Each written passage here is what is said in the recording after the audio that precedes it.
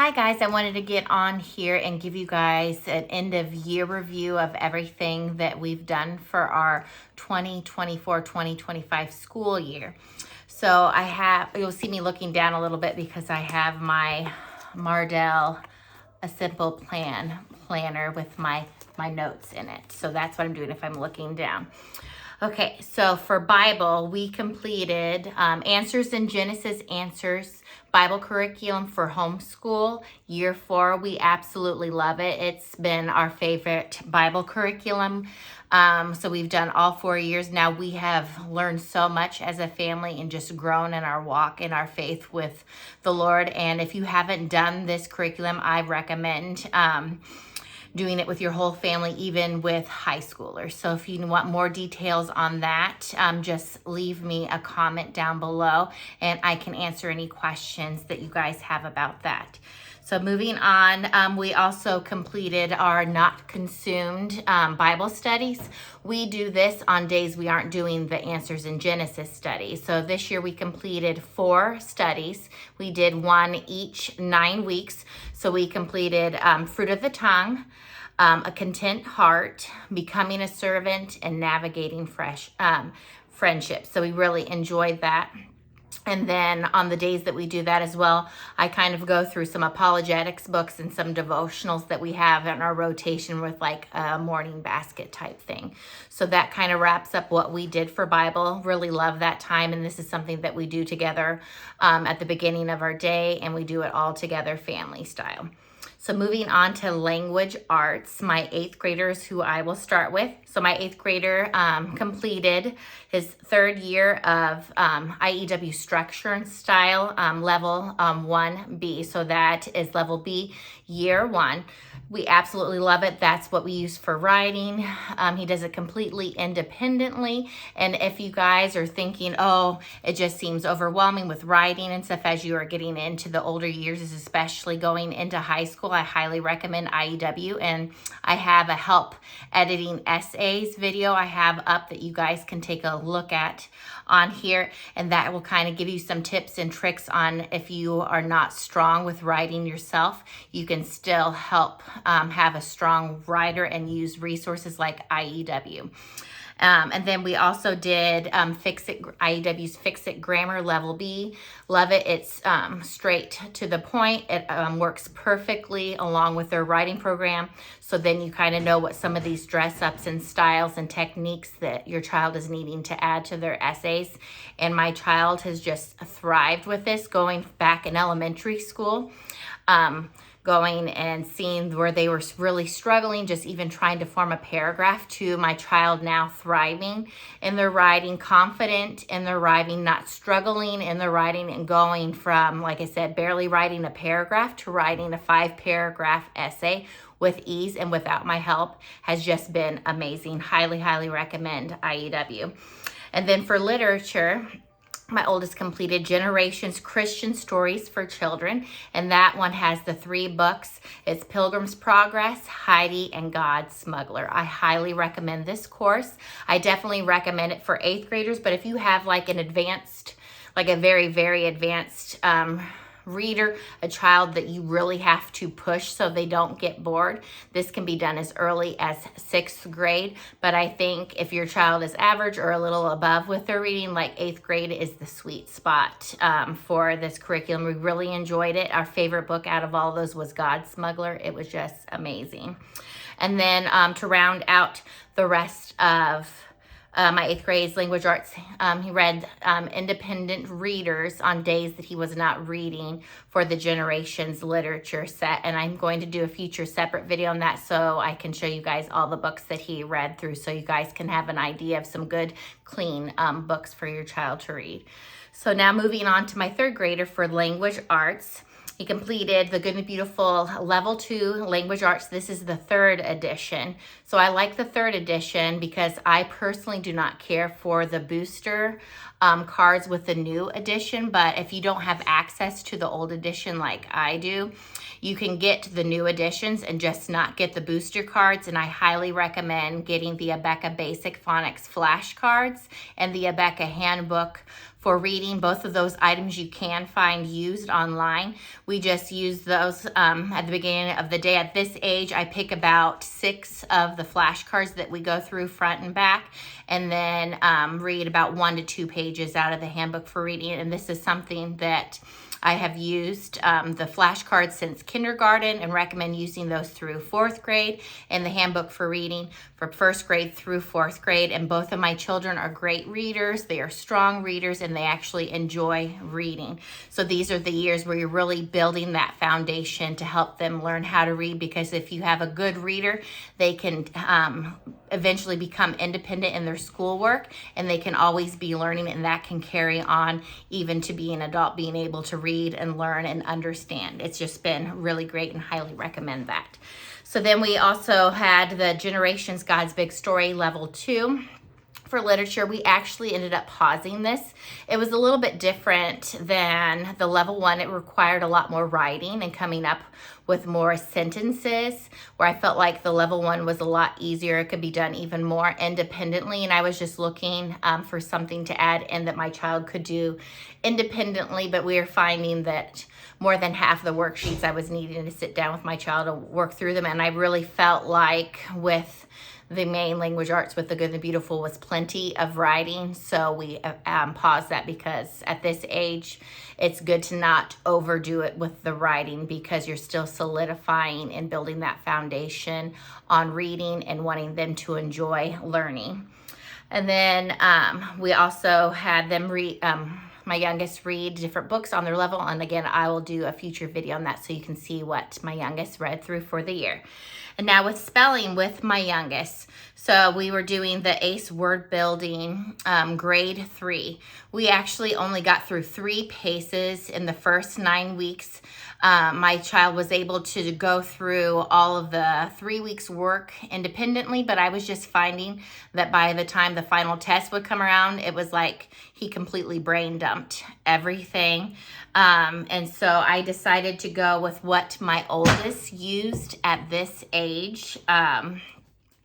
Way back when we went with Demi Learning spelling, you see, and I really highly recommend taking their placement test. So with this here, they are actually finding different phonetic chunks, and they're taking colored pencils that are erasable that come with it, and they are coloring those items inside. So they're finding all these different chunks, coloring, and they are copying. So it's really good at this age to have copy work, and so they can see how things are spelled, putting sentences together. But sometimes with the way their brains are developing, it's really hard to come up with that sentence and hold that sentence and then be able to spell everything correctly and be able to do all the grammar and the punctuation and all of that. So this has been really nice to just go through and simplify spelling for my youngest. Okay, so that rounds out and finishes language arts. Now math. So my 8th grader was doing Shorman Mathematics Pre-Algebra. I really wanted to love this. So I was previously a math tutor and TA, and so I'm very familiar with how children learn math and the different styles and what works for different kids and what signs you need to look for, what's really a struggle or what's a character heart issue that you just need to work through, because it's school and education is a good perseverance. It's a good character building tool. But I was just finding my oldest was spending way too long online, about an hour each day. And I knew going into this that was probably what it was going to be. But to me, if concepts are taught very well, it should not have to take long to teach that. And then you should be able to go straight into your homework. And after 2 attempts, we were finding that the online program was giving the correct answer. And there's sometimes the process that I like to go about with math, I like to see which my child was writing everything down, handwriting it, and then plugging it in. But I like to visually see where they have an issue with the problem, because, you know, sometimes they may only get part of it or just get one number off, and that's where it is they don't have to redo the entire problem. But with that, it just counts it wrong. And so I wanted to love it, but I just didn't. And so we will not be continuing with Shoreman mathematics. So what we ended up doing instead was Matthew C's pre-algebra. So this is another Demi learning, and we just love Matthew C. So the grass is not always greener. If something works for your child, stick with it. So this, again, this is only 30 lessons. So there's 30 videos for the entire school year that are super short. You come with the instruction manual, and this has it to where you can read through this and teach it to them, or they can read through it. But what the great thing is that it has all the problems worked out for you, because sometimes there's an answer key to different math curriculums, but it doesn't have everything written out, and everything is written out in this. It comes with the test booklet, which has like the quizzes and tests, so you can see if your child understood the math concept, and then the workbook, so the daily workbook. So we are definitely a pen and paper type of family. So that's what my oldest did for pre-algebra. He was able to complete it in three quarters of the year, since we had to pick up the pace since we lost the first 9 weeks with Shoreman mathematics. And then too, with the Shoreman mathematics, my oldest was getting A's, and it just was not a good fit for us. It might be for your family, but we didn't care for it, and I personally do not recommend it. Okay, now for my third grader, we were going through Demi Learning's Matthew C Beta, which is multiple digit addition and subtraction. I love Matthew C. My oldest has gone through this level, so I'm very familiar with it. So my youngest is a very strong-willed child, and likes to try to make the days longer and stretch things out. So towards the end of the school year, we got through lesson 27 on this, but by the end of the school year, he was just done with math, because it was getting into the more in-depth subtraction, like going into the hundreds, the thousands, and the 10,000s, and he did not want to do it anymore. So to bring back some fun into math, we ended up going with the Good and the Beautiful, Simply Good and Beautiful Math. With it, we started the last 3 weeks of the school year, and I did get the answer key, because I just want things to be a little bit simplistic. I don't always have to just need to work out the math in my head. So it's great to have that, and they're short lessons. They're straight to the point. If there's a concept that needs further explanation, I feel confident enough, and I've gone through all of the levels of the general science of Matthew C, and we were going into the secondary levels of Matthew C, so I feel very confident if a concept comes up and I need to help reinforce it or explain it further, that I can do that. And then also, we've been trying to limit screens.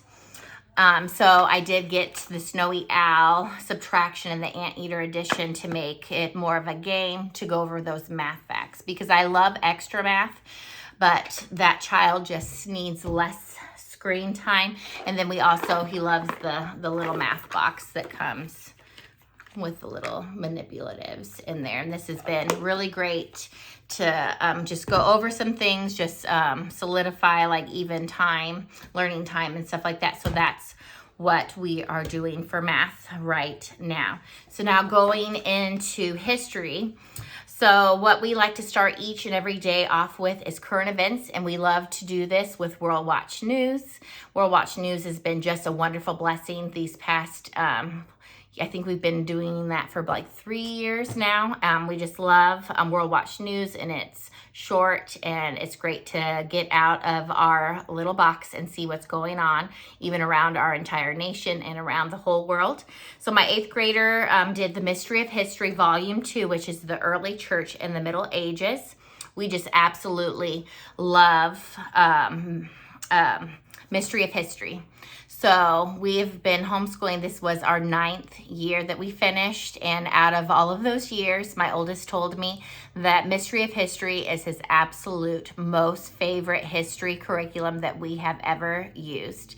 And on top of that, this past March when we went to a homeschool convention that was local, we actually got to meet Linda LaCour Hobart and her husband in person and sit through some of her workshops. And my son was just starstruck, and he just loved sitting in her workshops. He's like, Mom, I can't believe an hour just went by and I learned so much, and it didn't seem like it was that. It just went by so fast. So we just absolutely love the Mystery of History, and I highly recommend their PDF planning pages that breaks down what your child needs to do each week. So we just absolutely love Mystery of History. And then he also completed the back of the history of our U.S. geography skills, just to kind of go over some geography skills and more mapping and stuff, and just learn the states' capitals and everything. So we just had a great year for history in 8th grade. So my 3rd grader completed Master Books America's Story 1, which is from ancient Americas to the Great Gold Rush. So I only recommend doing the textbook for elementary students. My oldest completed this and did the workbook. The workbook, in my opinion and experience, is more geared towards middle school ages. So at elementary ages, just doing this as a read aloud, and now they have an audiobook, is just a really great option. And then my 3rd grader also completed the Becca Our American Heritage Map Skills, just to work on those map skills and be able to learn how to read a map. So that wraps up history for the year. And then science. My 8th grader completed Apology of Physical Science plus the lab. And I highly recommend purchasing your lab kits from Nature Workshop Plus. They really do the best job at organizing the kit inside and stuff. So it's great to just grab out a module bag, and there you go, you have it. And they give you a list of things that you need to get there, like perishable items or pots or pans or water, things like that that you already have around your house, or just a few grocery items you need to get. And they give you an option for middle school credit or high school credit. High school credit is where your child does everything on the tests, everything in the textbook, everything in the student notebook, which is like the lab manual. And my oldest did all of it, so I gave him high school credit.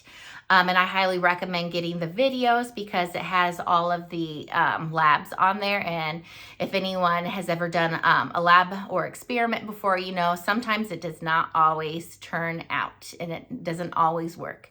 So it's great to have those videos so they can go through it step by step, and they can see if it didn't turn out what it should have done, so they can finish writing their lab report. And I really feel like that Apologia's middle school science, so like their general science and their physical science, really prepare your child for high school level lab science and fully prepare them for going to college if that is what they want to do. It definitely pushed my child and learned some new concepts that were challenging, but he got through the course and did a great job for his first high school credit course. If you have a child who struggles in math, because you have to remember chemistry and physics, which is what physical science is, there was also a few modules at the end of earth science. But if you have a child who truly struggles in math, I recommend waiting to do the physical science until high school, or just looking for your state's guidelines and regulations of what's needed for high school credit, because sometimes schools, if your child is college bound, they want like the big 3. So biology, chemistry, and physics. And physics sometimes they may or may not need, depending on what they want to do. And if they do go into higher education, post-secondary education.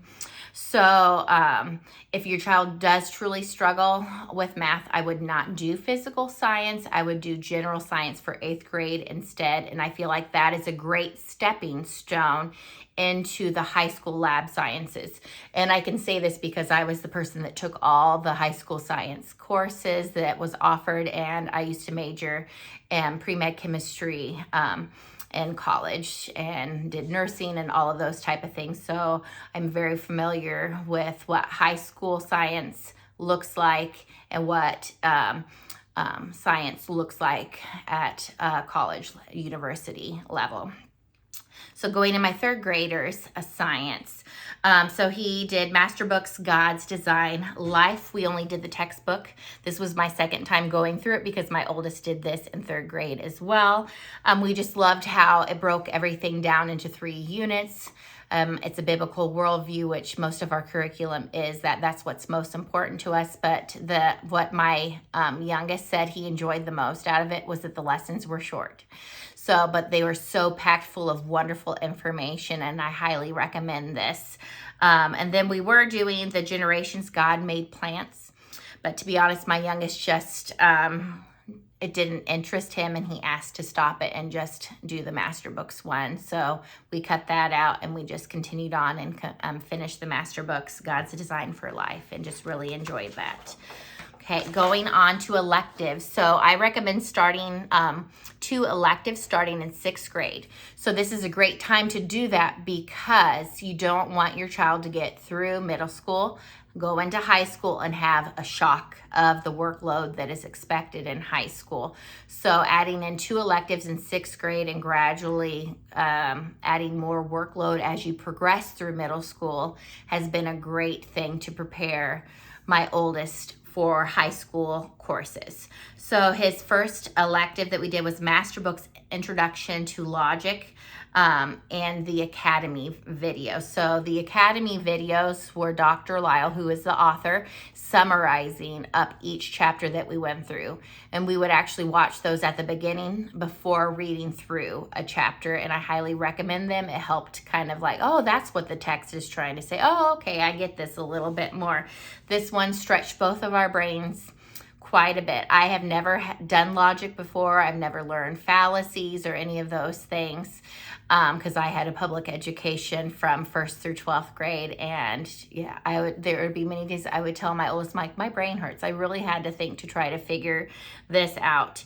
But if you have a child that really, really struggles, I would probably go with the Generations Thinking Biblically course instead of this one. Or if you really want to do this course, wait till about sophomore or junior year to do it unless you have a pretty strong academic child to go through this, because it's really thinking outside of the box.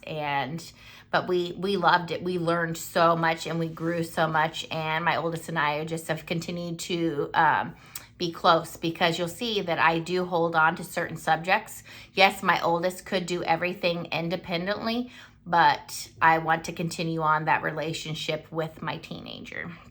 And that's the joy of homeschooling. We get to have those relationships with our children, and they don't fall into the normal stereotypical things of like teenagers just wanting to be on devices and hiding in their room, having horrible, like out of normal attitudes. It doesn't mean that we aren't sinners and we still have bad attitudes, but it's not like the typical ones that you see with children who are gone and out of their home all the time. So we just love it so much. So the second elective that my oldest did was Master Books, A Child's Geography, Volume 4, which was Explore Medieval Kingdoms. And this one, I recommend any of those levels. This is the one that just interested him. So we really enjoyed it. He really enjoyed it. We didn't do all the projects in it, and we didn't always have time to do the cooking, but that was fine. And so it's just making the curriculum work for you and you not working for the curriculum. So we really enjoyed it. It was a great elective. It solidified different things in geography, which was very helpful for my oldest to learn. So that wraps up the electives for the year. And then our unit studies and just some extra things that I do normally after like our Bible time that I kind of rotate through, that we don't do every day, but maybe like once a week or once in a while. So we always do read alouds, and I'm going to do a video on that, a future video on that, to show you guys what we got through for the year. So with read alouds, I will read out a chapter aloud, or I'll even find an audio book that we will go through while they are working independently on their school work. And then a unit study that we got through was the campfire curriculums in the season of Thanksgiving. We did that in the fall, and it was just a great addition. Really made you think about what they had gone through during that time. We did not get to the other campfire curriculum unit. We just didn't have the time, life in between, just everything else. We just didn't have time for that. And then the Good and the Beautiful Science unit we were able to get through was the birds unit. We did the first half of it towards the beginning of the first semester, and then we finished up the second half of it towards the end of second semester when the weather where we live warmed up and we can get outside more and bird watch. It was just a fun time together, and we'll have some memories with that. So we just like to do some of those fun things that we don't have to do every day, just once like a week every now and then. And then we really enjoyed our Simply Charlotte Mason laying down the rails habits. So our 3 habits that we worked on this year was prayer, diligence, and thoroughness. So we really enjoyed that. We've been doing that for many years now. We just pick about three, sometimes 4 if the lessons are a lesser number. We just do it once a week, and it's just another great time to kind of just go over things and talk through things. So overall, our 2024-2025 school year went great. We learned a lot.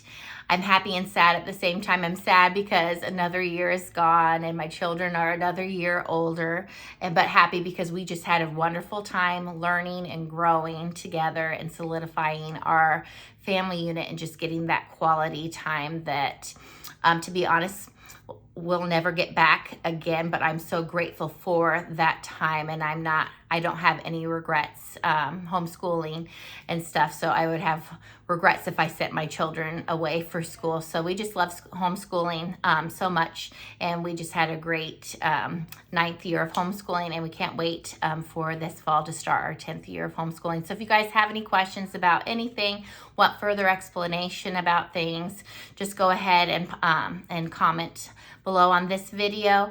And I just hope that you guys had a great school year as well, and I will see you in my next video. Bye.